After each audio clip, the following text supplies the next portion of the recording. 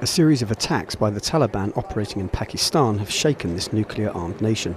Despite the country's armed forces claiming major victories against the Islamic militants, increasingly audacious hits against Pakistan targets, including the military's headquarters in Rawalpindi and police stations in the cultural hub of Lahore, show that the extremists are still a force to be reckoned with.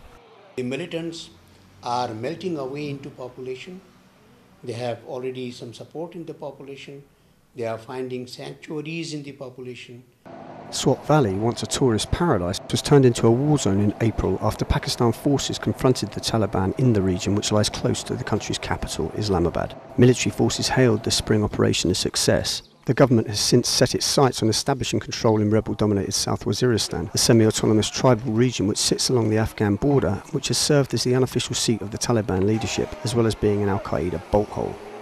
If whatever I've heard is correct, that we want to rush into an operation, more military-like, more conventional-like, I will be very worried. I would rather prefer that they continue on that wise approach of trying to eliminate some of the key people.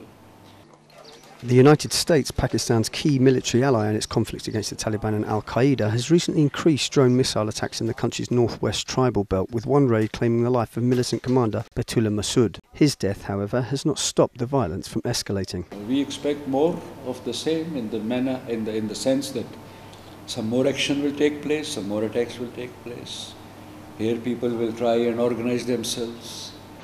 In Islamabad, a city which has been largely sheltered from the worst of the country's war against rebel forces, the effects of the unrest are now being felt. Residents in the capital are subject to mounting security checks, with the country facing an intensifying conflict and an increasingly uncertain future.